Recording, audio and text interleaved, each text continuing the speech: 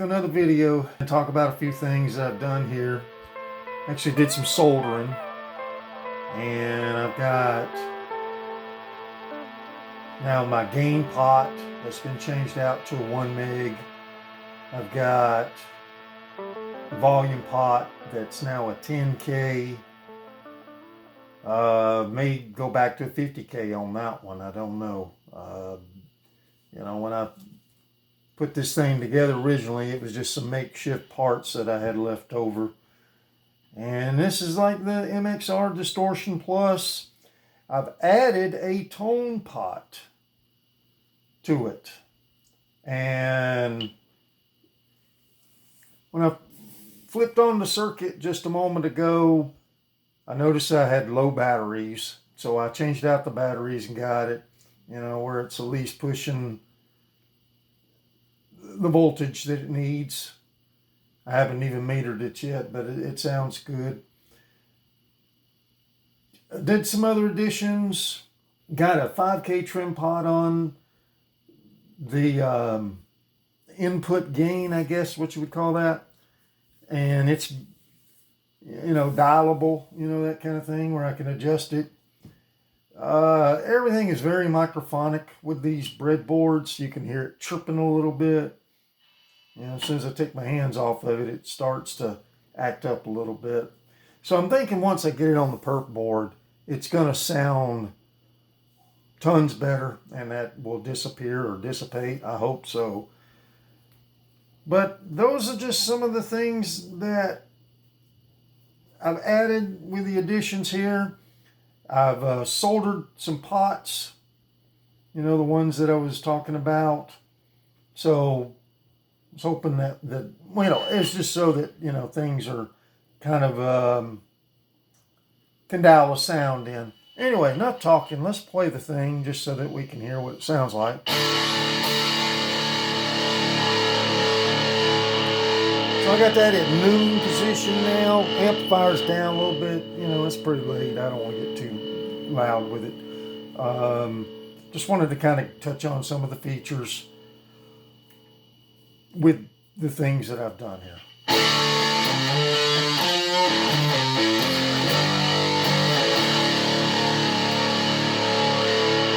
So I'm going to start with the tone pot down.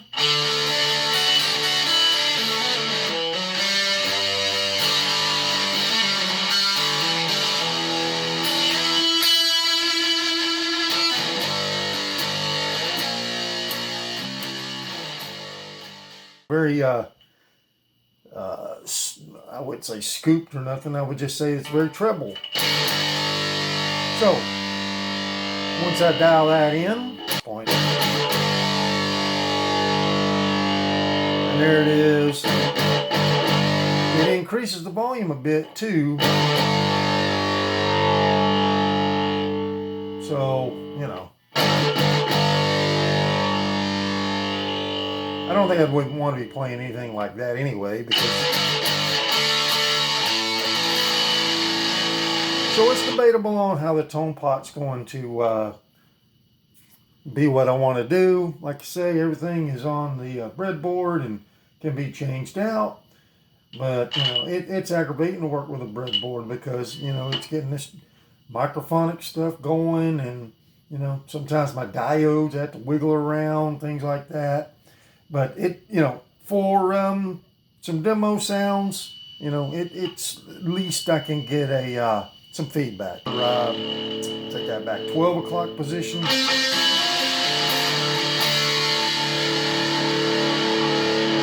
So you set it and forget it, of course.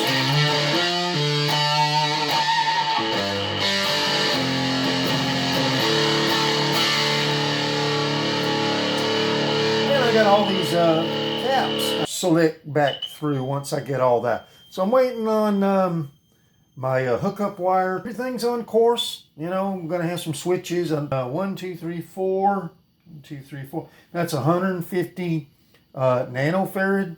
Still have it with the low gain. And I'm going to adjust some of the tone.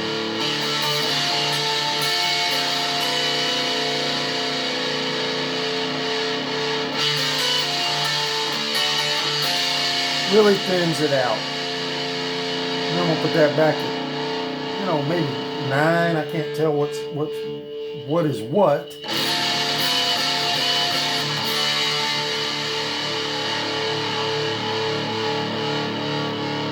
And the tone pot is borrowed from the schematic of the Rat. I tried a number of ways to get this tone pot, but this was the only one that I could get successfully to work.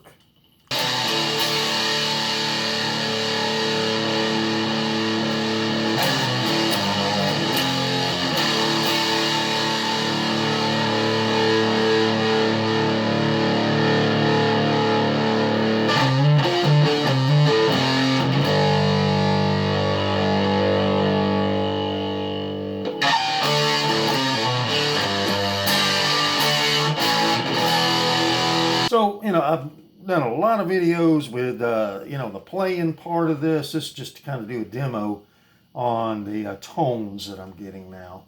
And I like everything I've done pretty much. All right, I'm going to switch over now to the high gain.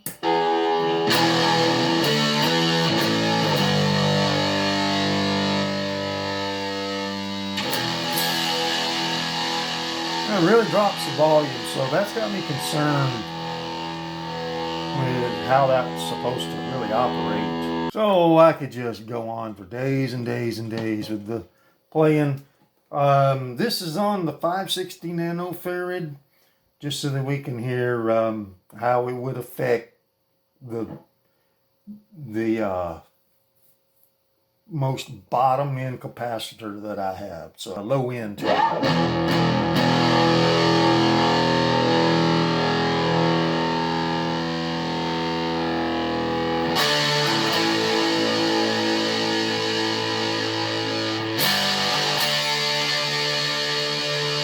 That's pretty cool. I can take a 560 nanofarad and just turn it into thinness.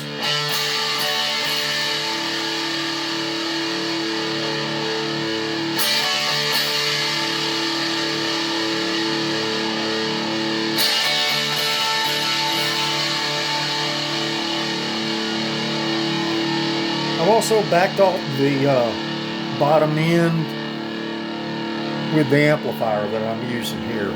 So I got it at 9 o'clock position on the low. So you can tell that it would get really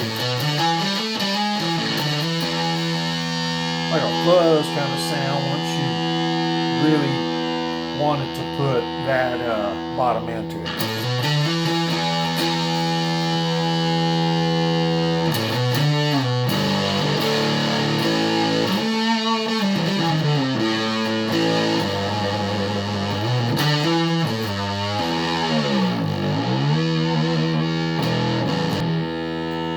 So in one regard, it acts kind of like a tone, but it also acts like a volume. Once you put it all the way over to the clockwise, and if I put it at 9 o'clock, what tone would you get? What would you get at noon? What would you get at 3 o'clock? Those are the questions that, I like that versatility of having that at least. And so I've got a gain I can back off. I can do whatever I want with it. And who knows what I got till I really assemble it. Got to put it on the perk board or the copper clad board as I was talking about. And so that's where we're sitting.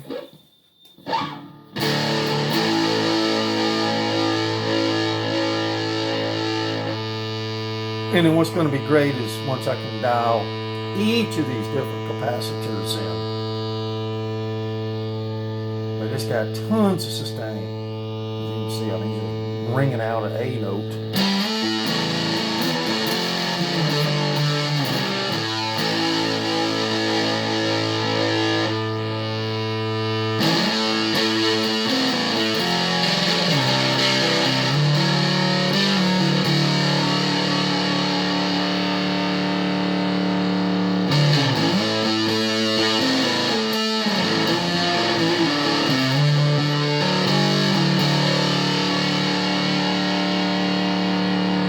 getting some bass frequencies there with that one.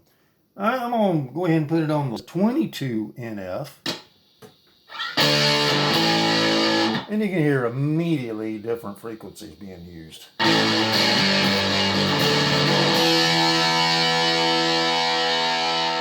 that back on the counterclockwise with the tone.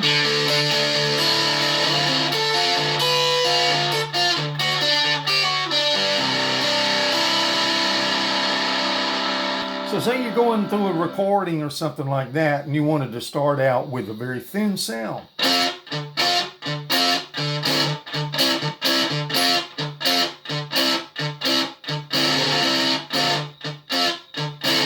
And all of a sudden, you know, however it happens, you could turn that tone into something like this.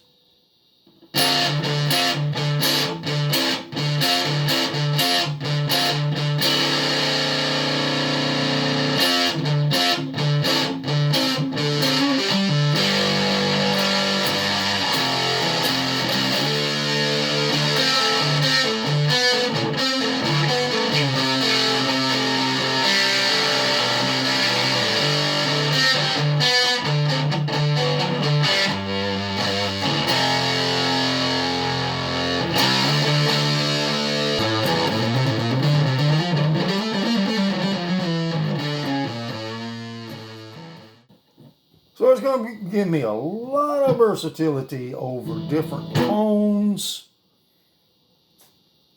You know, you can't just be getting in there and turning knobs all the time while you're playing. So you kind of like set it, forget it. But, you know, for overdubs, when you wanted to go back and find that certain tone, now you have it.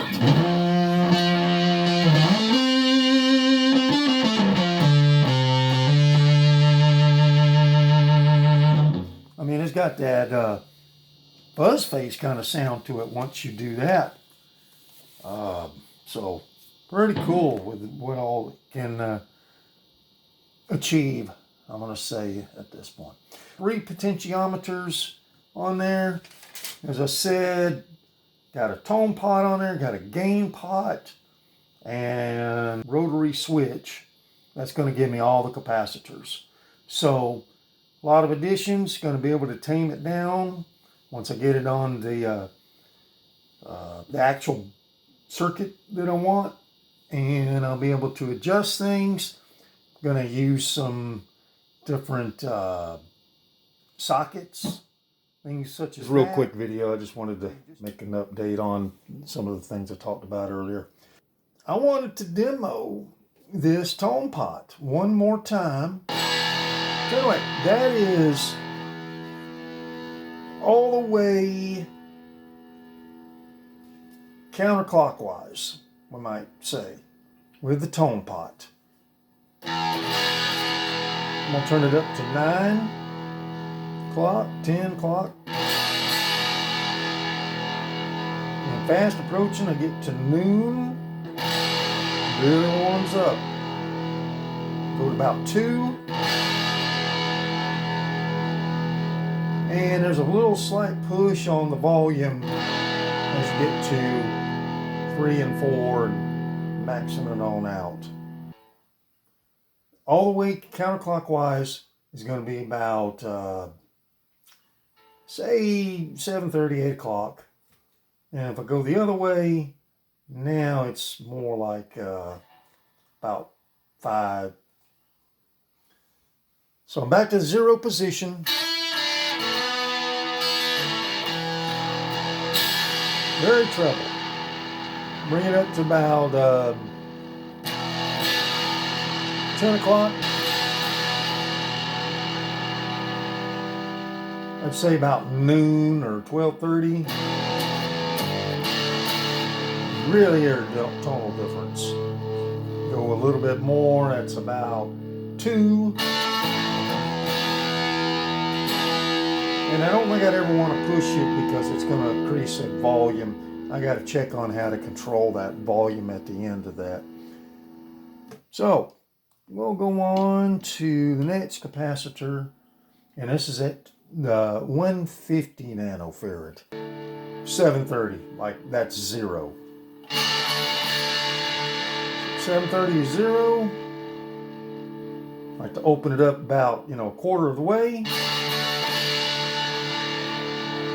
And so that's about halfway. And then there's that big volume increase right there. So anyway, at least I got some feedback on what I can dial in now. This is a 330 nanofarad, and I mean, it's just basic.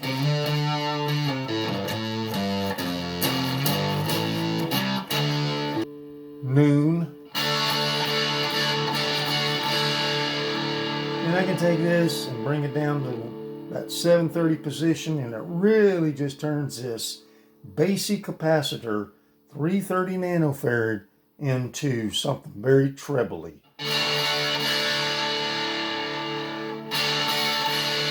So I'm pretty excited. I got a tone pot now. All right.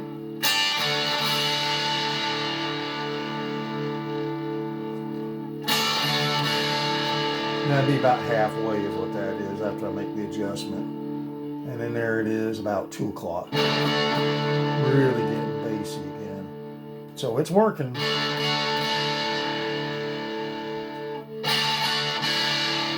All kinds of different tonal choices now. So what I'm going to do is I'm going to hit the high gain for just a minute. So again, that's that same capacitor, 330 nanofarad. Very treble.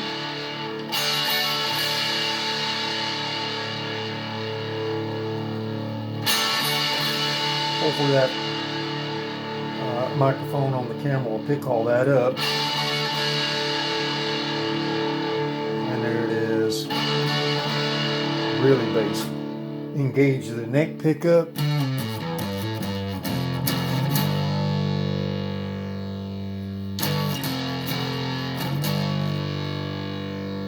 You can tell that I'm adjusting that, I hope.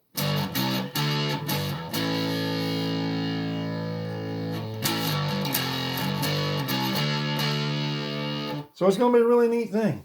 Once I get the rotary switch with all 8 capacitors going, be able to flip back and forth. One of the things I did not talk about in any of the videos is I'm going to have another switch to maybe make some choices between the germanium diodes versus the Schottky BAT 41s that I have now. So these are all been with BAT 41s. I'm very impressed with those diodes. So that's about covers it. I got, like I say, a volume, got the gain, got tone, 3 pots there. The rotary switch will be able to engage whatever capacitor I want. High gain versus low gain. And be assembling something pretty soon, I'm thinking. And I think it's an overdrive pedal, but it's got a little bit more oomph to it that and the responsiveness of the notes with all the playing that I've done, it combined with something else, it's really gonna be a helpful tool for me. All right, so it begins. I got strip board happening now. That's all my 8 capacitors. Looks nice and neat. The other side of it's just copper strips. That's what we're looking like. I had some of these experiences with Radio Shack boards way back in the day, and I tell you what, that was some confusing stuff. I didn't know what I was doing back then. But I wanted to get a little video of this. Trying to do away with the breadboard. I only have so much wire left. That's it. So, kind of a waiting game. Everything's on a breadboard. I've been playing it, the circuit all night. Still fighting a little bit of microphonic. I hope that disappears as I get everything on the strip board here. And it's I was pretty intimidated about this part of it, but as I got into it, it seems like it's pretty easy. You just got to kind of watch what you're doing. But you can see right there, you have these places you got to drill out and make sure you're not getting any continuity there. So pretty successful night. I tested all the different capacitors. It works at this point in the game. I just don't have enough wire to start in with the rotary switch. There's the rotary switch. And I don't want it all red wire. I want it to be red, white, red, white, red, white, so I can tell which ones I'm on. One of the things I wanted to take a note about is this one that I had as a red clip will go to the red that's going to go to all the capacitors. And what that does is it's feeding out of this resistor. That's a trim pot resistor. And it's going to go and hit all of these capacitors on the back side there. They're all connected. And then the individual wires will go to the individual prongs that you see on the rotary switch. And out of that rotary switch, there it goes and gets connected back into this circuit. It does whatever it does. So it is a big mess right now. Like what I said, I wanted to get rid of the breadboard. I'm going to go ahead and clean all this up tonight. So that'll be gone. And then I'll have the two resistors, 1 meg versus a 2.2 meg. Starting to look into the switching to do that. That'd be some sort of foot switch, I'm thinking. Or just a mini switch. And that will control those two resistors there. Where I might use this and substitute this for the mini switch until those so I decide on what I want to do with that. And I've got the BAT47's shotkeys diodes right there, the germanium diodes, which are the 1N34As, I want to say. And that was a great sounding diode, a lot more forward voltage versus the saturation that you get with the BAT41. So very impressed with that. Classic old school sound would be the germanium, but process has begun. And now I know kind of what I'm doing with the strip board, and hopefully I can populate it and get everything off of the breadboard one day.